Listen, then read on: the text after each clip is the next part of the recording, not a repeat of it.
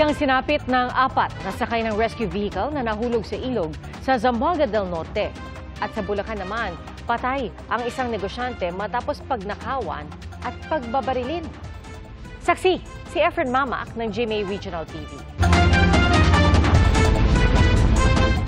Sa kuha ng CCTV, makikita ang 4 na lalaki na sakay ng 2 motorsiklo na huminto sa isang gasolinahan sa barangay Bagbagin, Santa Maria, Bulacan nitong linggo ng madaling araw. Doon nila namataan ang kanilang bibiktimahin na nataon na bumibili ng burger sa lugar. Maya-maya pa'y bumaba ang 2 angkas ng motorsiklo at agad na nilapitan ang biktima.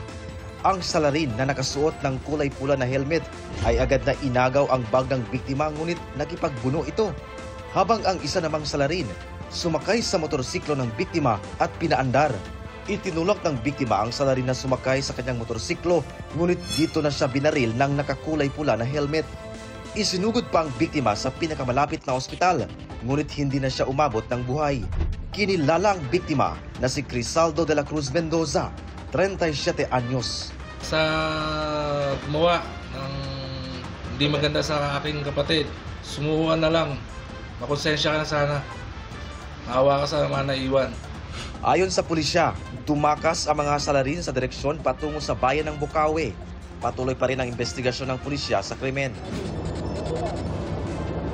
Trahedya naman sa barangay El Paraiso, La Libertad sa Zamboanga del Norte nang mahulog sa Dapitan River ang isang rescue vehicle. Alas 3 ng hapon kahapon nang dumaan ito sa spillway ng ilog habang may sakay ng 16 na miyembro ng isang religious organization. Pero sa lakas ng agos, tinangay ang sasakyan. Alas 6 ng gabi na naiahon ng payloader. Patay namang ma-recover ang 4 sa mga sakay. Sugatan naman at ginamot sa ospital ang 12 iba pa.